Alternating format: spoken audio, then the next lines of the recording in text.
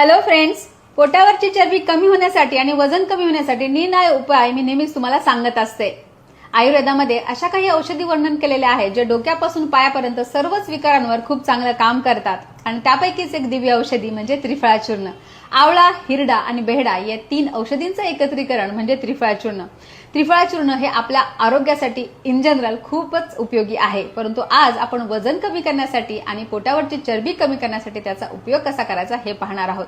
तर त्रिफळा हे कफ आणि पित्त कमी करणारे आणि वाताचे अनुलोमन करणारे आहे। पचन संस्था सुधारण्यासाठी तर खूप चांगलं काम करतं। पोटात गॅसेस होणे, अपचन होणे, पोट साफ न होणे यासाठी त्रिफळा उत्तम आहेच। त्याचबरोबर एक्स्ट्राची चरबी आपल्या पोटावर साठू नये यासाठी देखील त्रिफळा खूप चांगलं काम करतं। त्याचा अभ्यंतर आणि बाह्य दोन्ही प्रकारे आपण वापर करू शकतो। तर अभ्यंतर प्रयोग कसा करायचा, तर सकाळी उठल्यानंतर त्रिफळा चूर्ण अर्धा चमचा, साधारण 3 ग्रॅम आणि तेवढंच अर्धा चमचा मध, जुना मध असेल तर उत्तम, ते एकत्र करायचं आणि उपाशीपोटी घ्यायचं। त्यानंतर अर्ध्या तासांनी तुम्ही 1 ग्लास कोमट पाणी पिऊ शकता। दुसऱ्या प्रकारे म्हणजे सकाळी उठल्यानंतर 2 ग्लास पाणी उकळत ठेवायचं, त्यात अर्धा चमचा त्रिफळा चूर्ण टाकायचं, त्याचा काढा बनवायचा आणि साधारण 1 कप राहीपर्यंत ते उकळू द्यायचं। त्यानंतर गॅस बंद करायचा आणि कोमट असताना ते घ्यायचं।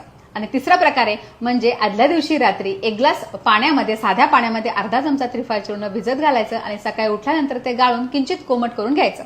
हा प्रयोग तुम्ही सलग 3 महिने करू शकता। त्यापेक्षा जास्त घ्यायचा असेल तर तुमच्या डॉक्टरांचा